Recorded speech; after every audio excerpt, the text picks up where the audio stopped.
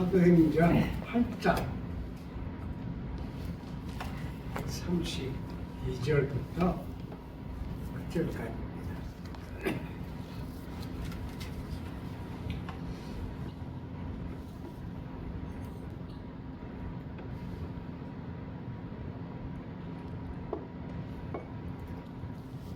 자, 함께 하겠습니다. 읽는 성경 구절은 이것이니 이것에 그가 도살자에게로 가는 양과 같이 끌려가고 털 깎는 자 앞에 있는 어린 양이 조용한 것 같이 그의 입을 열지 아니하였다. 그가 굴욕을 당했을 때 온전한 재판도 받지 못하였으니 누가 그의 세례를 말하리요. 그의 생명이 땅에서 빼앗긴 이유가 하였거늘 그 내시가 빌립에게 말하되 청컨대 내가 묻노니 선지자가 이 말한 것이 누구를 가리킴이냐 자기를 가리킴이냐 타인을 가리킴이냐. 빌립이 입을 열어 이 글에서 시작하여 예수를 가르쳐 복음을 전하니 길 가다가 물 있는 곳에 이르러 그 내시가 말하되 보라 물이 있으니 내가 세례를 받음에 무슨 거리낌이 있느냐. 이에 명하여 세례를 멈추고 빌립과 내시가 둘 다 물에 내려가 빌립이 세례를 받고 둘이 물에서 올라올세 주의 영이 빌립을 이끌어 간지라. 내시는 기쁘게 길을 가므로 둘을 다시 보지 못하니라. 빌립은 아소도에 나타나 여러 성을 지나다니며 복음을 전하고 가이사랴에 이르니라.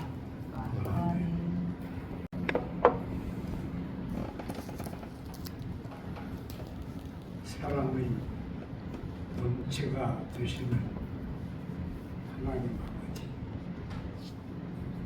하나님께서 저희 각 사람을 붙드시며 저희 호흡이 건전하고 하나님께서 저희와 함께 계시며 저희의 삶이 매일 새롭게 이루어짐을 감사드립니다. 하나님이 이 교회를 이렇게 세우셨으니 이 교회와 함께 계셔서 교회가 그 옛날 예루살렘 성전의 시은소와 같은 의미를 갖게 도와주시고 그 시은소에서 그 백성에게 날마다 축복과 은혜를 내리신 하나님께서 우리 속에 계셔서 우리 활동과 삶이 값지게 하시며 하나님 앞에 열매 맺게 인도하여 주옵소서. 이 시간 저희가 하나님의 말씀을 듣고자 하오니 이곳에 주님이 친히 임재하셔서 우리의 마음을 여시고 우리와 함께 하시고 우리를 지키시고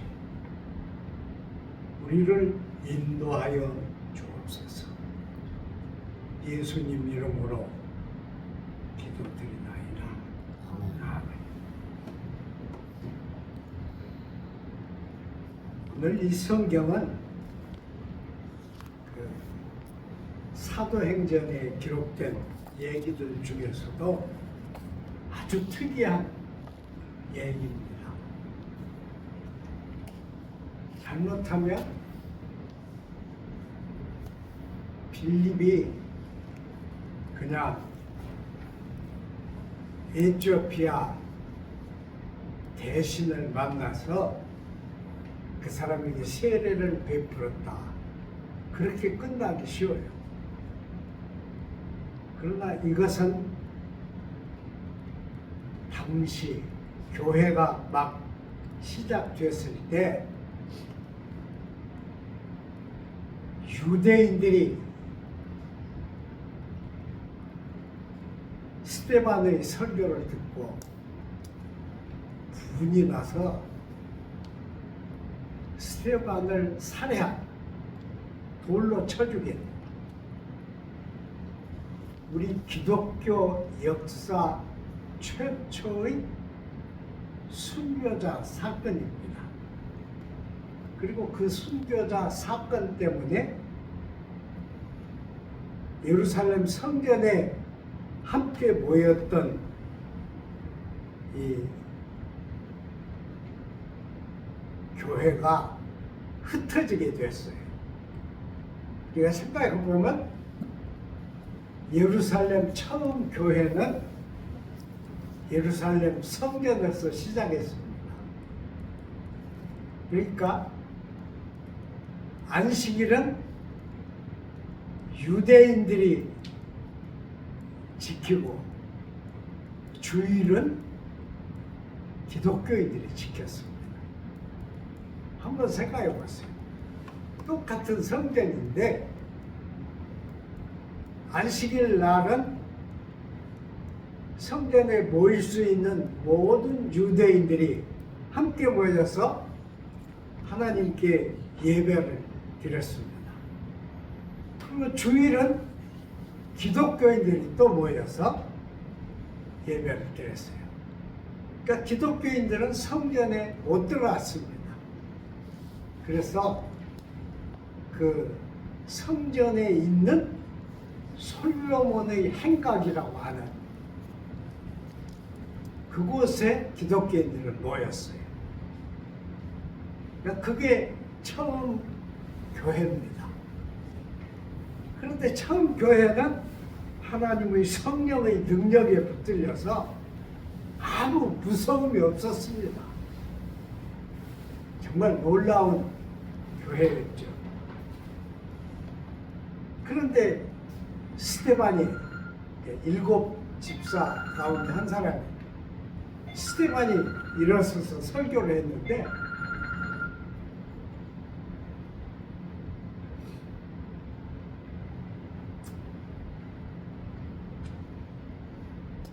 그 설교를 듣고 유대인들이 스데반을 죽였습니다.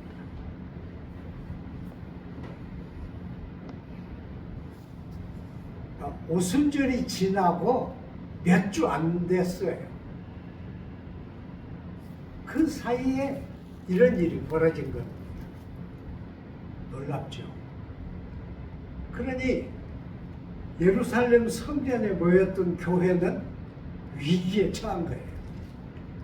그래서 야고보와 몇 사람 사도들만 남고 나머지 신자들은 다 피신했습니다.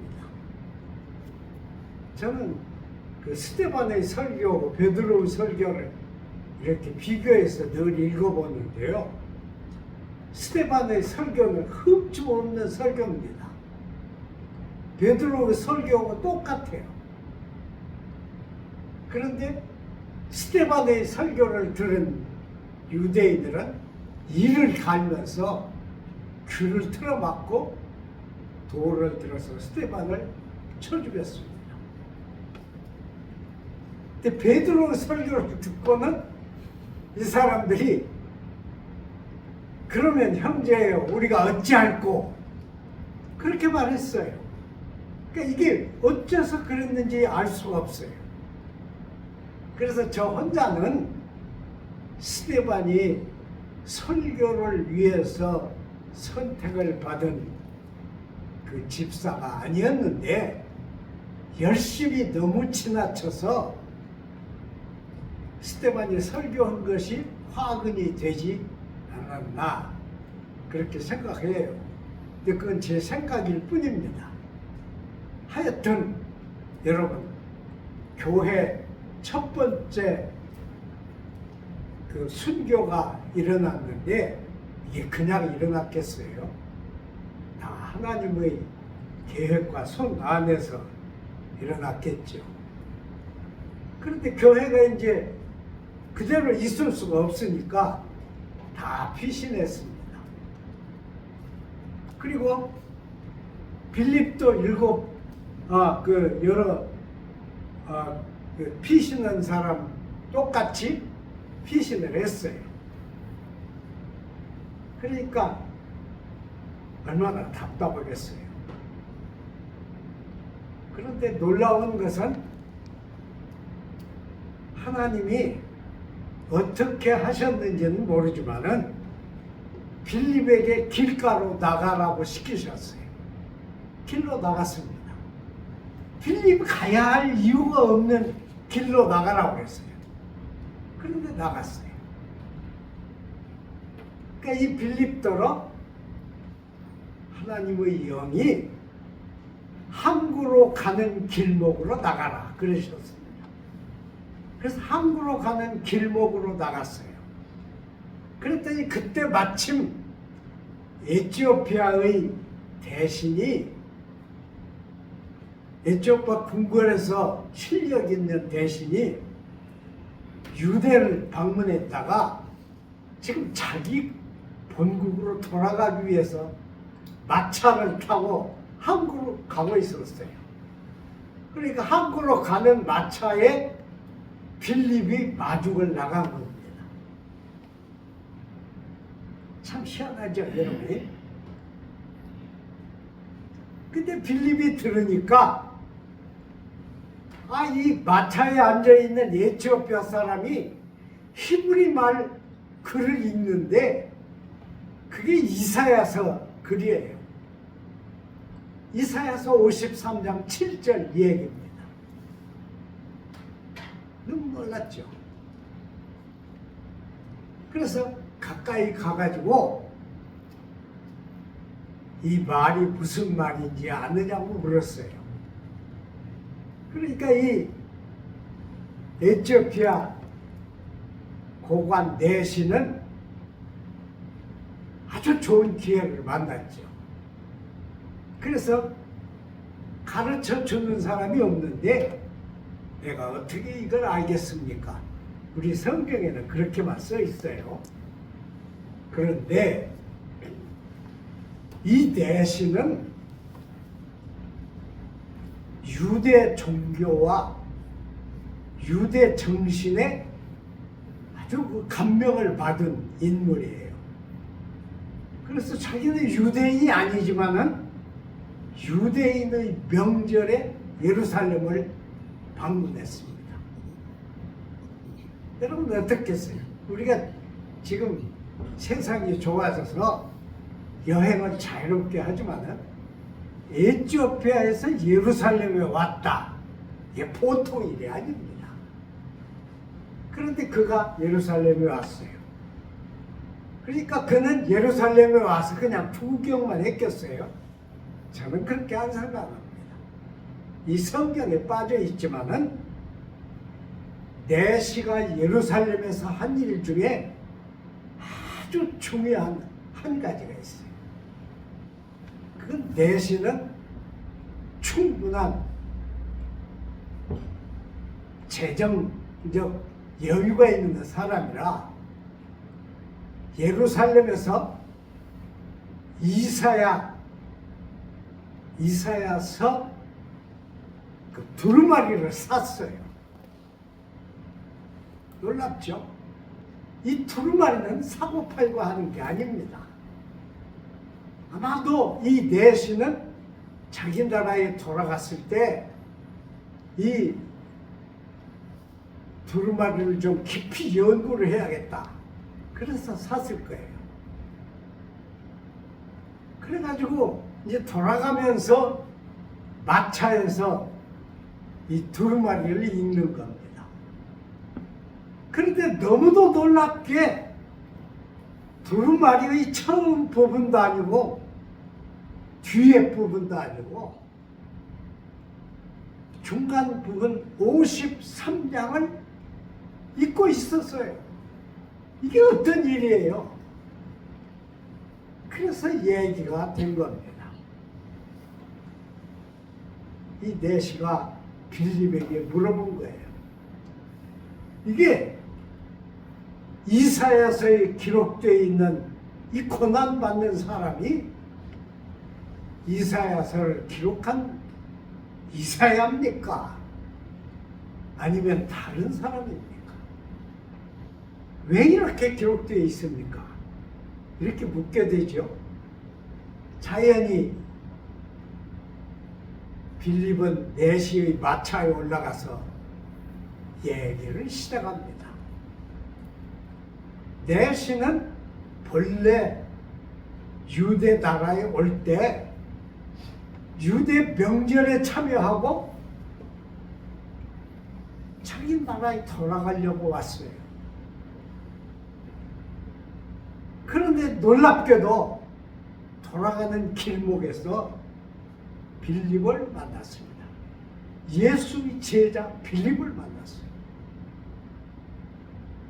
빌립이 이 내시에게 이사야 성경 자체에 대한 얘기, 이사야 선지자에 대한 얘기, 이사야가 말하는 이 이상적 종, 희생과 고난을 겪는 이 이상적 종에 대한 얘기를 다 했을 거 아닙니까? 그리고 바로 몇 주 전에 이사야가 예언한 이 메시아가 이 땅에서 십자가에 못 박혀 죽은 사건, 그리고 사흘 만에 부활하신 사건, 그리고 승천하신 사건, 이런 사건을 얘기 안 했겠어요? 여러분, 이런 얘기가 마차에서 주어지면서 얘기를 들은 내시는 그 영혼에 큰 변화를 얻게 됩니다. 이스라엘의 종교를 맛보려고 왔던 사람이 이사야가 예언한 메시아에 대한 얘기를 정통으로 듣게 된 거예요. 얼마나 대단한 얘기입니까? 그래서 누가는, 사도행전을 기록한 누가는 이 사건을 사도행전 8장에 기록을 했습니다. 스데반 사건으로 교회가 흩어졌지만 흩어진 교회는 없어진 교회가 아니었습니다. 사람들이 간 곳마다 바로 하나님의 파라크레토스, 하나님의 성령, 하나님의 보혜사가 같이 계셨어요. 여러분, 에티오피아에 복음을 전하려면 누가 들어가든지 에티오피아에 들어가야 합니다. 에티오피아 문명과 싸워야 합니다. 에티오피아 전통과 싸워야 합니다. 그러지 않고는 복음이 에티오피아에 들어갈 길이 없습니다. 그런데 그날 빌립이 이 에티오피아 내시를 만난 이 사건, 하나님의 성령이 빌립을 길가로 인도하신 이 사건 때문에 내시는 유대 종교만 아니라 메시아로 오신 그리스도, 메시아로 오신 예수, 예수의 사건, 십자가상의 희생, 희생의 의미, 부활, 부활의 영광, 모든 것을 이 내시와 나누게 된 겁니다. 예수의 복음은 에티오피아 1번 기독교인 이 내시를 통해서 에티오피아로 고스란히 들어갑니다. 이걸 한번 생각해 보세요. 상상해 보세요. 만일 예루살렘 교회가 혹시 그런 계획을 가지고 사람들을 동원해서 에티오피아에 보내서 복음을 전한다고 생각한다면 얼마나 많은 재정과 많은 사람과 많은 희생이 따라야 하겠어요. 그러나 쫓겨난 빌립은 다만 하나님의 성령의 인도를 따랐다고 하는 이 한 가지 사건 때문에 자기 나라 안에서 항구로 나가던 내시를 만났고 내시에게 이사야에 대한 얘기를 설명했고 이사야의 예언이 실현된 사건을 증언했고 이 얘기를 다 들은 내시는 길가에 물을 만나자 내가 기독교인으로서 세례를 받는데 방해될 것이 뭐가 있겠느냐. 그래서 둘이 내려가 빌립이 내시에게 세례를 베풀었습니다. 거기까지가 하나님의 성령이 빌립을 통해서 하신 일입니다. 그런데 그 전에 이사야는 주전 700년에 이사야서를 썼습니다. 여러분 상상해 보세요.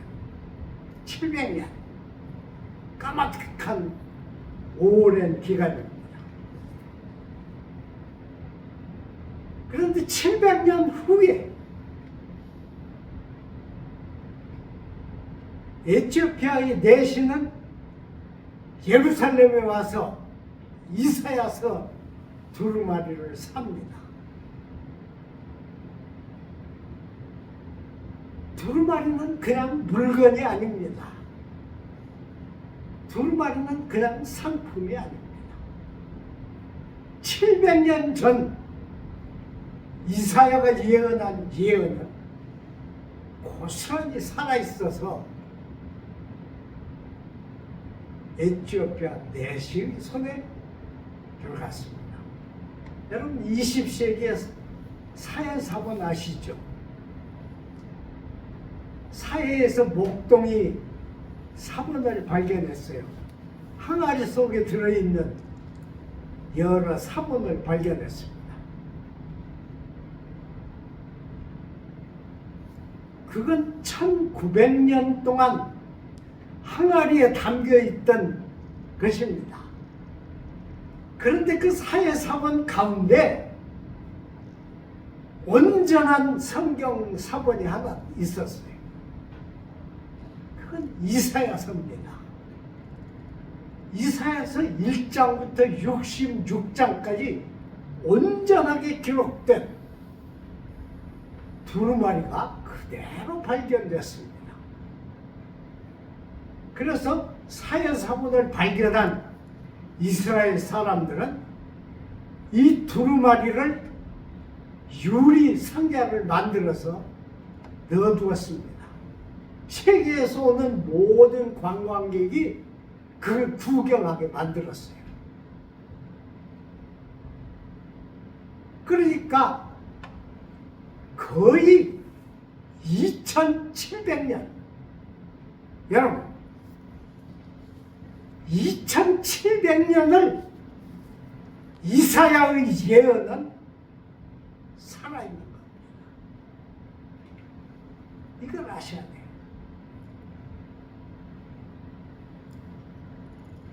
성경은 기록된 책이 아닙니다. 그건 하나님 계시의 모음입니다. 하나님 계시는 계시만 있는 게 아닙니다. 하나님의 계시가 있는 곳에 하나님의 현현이 있습니다. 하나님 현현. the presence. 하나님 그 자리에 계셔요. 우리가 성경을 읽는 곳에 하나님의 형상은 없지만 하나님은 거기 계십니다. 그래서 성경이 우리를 감동시키는 거예요. 성경이 죄인을 깨닫게 하는 거예요. 성경이 거짓된 인간을 깨닫게 하는 거예요. 그것은 성경 자체가 살아있어서가 아니에요. 하나님이 거기 계시기 때문에 성경을 읽는 자들은 그 자리에서 하나님의 음성을 듣고 하나님의 마음을 깨닫고 하나님의 의지를 깨닫는 거예요. 저는 이 사도행전 8장 이 부분은 정말 중요하다고 생각합니다. 여러분, 우리나라에 6.25 전쟁이 벌어졌을 때 저 미국에는 한 농부가 있었어요. 이 농부는 많이 배운 농부가 아니었습니다. 근데 그는 아침마다 일어나서 성경을 읽었어요. 마침 그때 1950년대 그 농부가 읽은 성경은 이사야서에 있습니다. 빛은 동방으로부터 온다. 농부는 그 말을 듣고 이게 무슨 말인지 깨닫지 못했어요. 고민했습니다. 그리고 깨달은 것은 동방이라고 하는 한국을 깨달은 거예요. 전쟁이 휩쓸고 간 한국에 온 세상 군인들이 와서 함께 죽은 한국이에요. 그래서 그는 한국으로 건너왔습니다. 그래서 전쟁 고아들을 모아 길렀습니다. 그게 홀트입니다. 홀트를 한국에 보낸 것은 미국 정부도 아닙니다. 미국 기독교도 아닙니다. 홀트를 한국에 보낸 사람은 이사야입니다. 이사야의 성경이 홀트의 영혼에 불을 붙였습니다. 그는 자기 가업을 때려치우고 한국에 건너와서 부모를 잃은 고아들을 모아 기르기 시작했습니다. 그러니까 이사야 선지자는 주전 700년의 예언을 하고 세상을 떠났지만 이사야의 예언은 주전이나 추후나 예수님이 세상에 계실 때나 예수님 후에나 교회 시대나 그 어느 때고 하나님과 함께 세상을 채우셨습니다. 놀라운 일이에요. 우리는 계시 그러면 계시 자체에 몰입합니다. 계시는 계시 자체를 위해서 주시는 것이 아닙니다. 하나님의 계시는 계시를 받는 선지자들, 계시를 모은 성경 편집자들, 계시를 전한 성경 전달자들도 다 하나님의 일꾼입니다. 그리고 그 속에 살아계신 분은 하나님이에요. 하나님의 계시는 지금 세상이 발전해서 성경으로 바뀌었습니다. 이사야서가 이렇게 위대한 선지서지만은 성경을 사서 자기 집에 가만히 두면 그 주인이 죽을 때까지 이사야는 사일런스 프로페시 됩니다. 말을 못해요.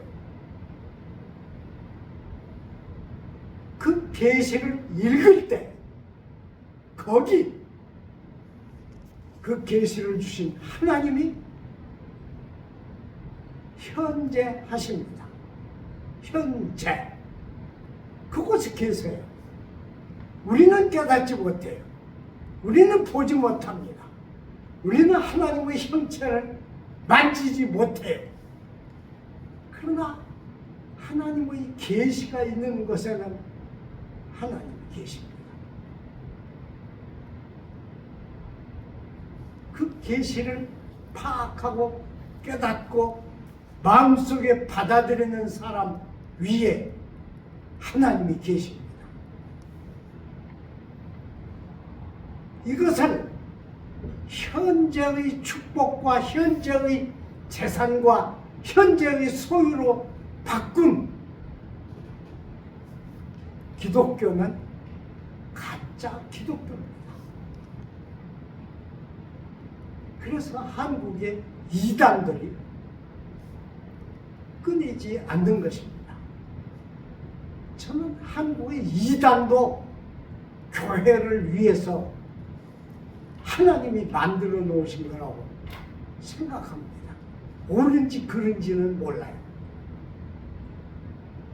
자, 여러분, 우리는 세파에 흘려가는 그런 신앙을 가지려고 한 사람이 아닙니다. 우리는 팔팔 살아있는 저 물속에 고기들처럼 물을 헤치고 나가고 올라가는 살아있는 신자들입니다. 오늘 이 말씀은 우리에게 아주 중요해요. 대단히 중요합니다. 우리가 하나님의 계시를 물건처럼 생각하면 그 즉시 계시는 닫힙니다. 우리가 마음을 열고 우리가 정신을 가다듬고 하나님의 계시 앞에 무릎을 꿇으면 거기 여호와의 영과 여호와의 힘은 현재 하십니다.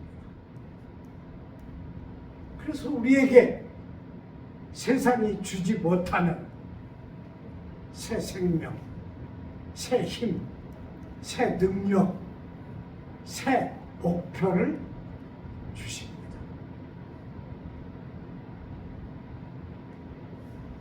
하나님은 교회가 퇴락하고 신자들이 타락해가는 그런 곳에도 하나님은 타락과 변함이 없으십니다.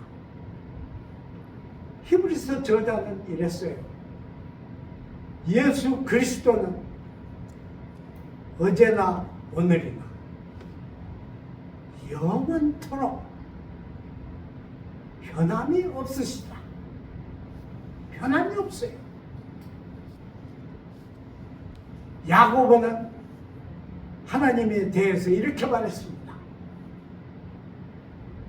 그에게는 변함도 없고 움직이는 그림자도 없다. 하나님이에요. 우리가 믿는 하나님. 우리 눈에 하나님은 보이지 않습니다. 눈으로 하나님을 본 자는 살려두지 않습니다.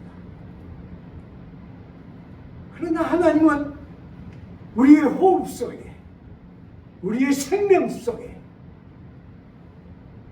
우리의 모든 활동 속에 함께 계십니다. 임마누엘입니다. 기다렸습니다. 거룩하신 하나님, 새해를 우리에게 주신 걸 감사드립니다. 이 감사가 변함없게 하시고 1년 동안 하나님을 사랑하고 하나님을 영화롭게 하는 삶이 나 자신에게서 이루어지게 함께하여 주시기를 구합니다. 옛날 시은소에 계셨던 하나님, 오늘 움직이는 재단인 저희 자신들에게 함께 계시고 함께 이동하여 주옵소서. 예수님 이름으로 기도드리나이다.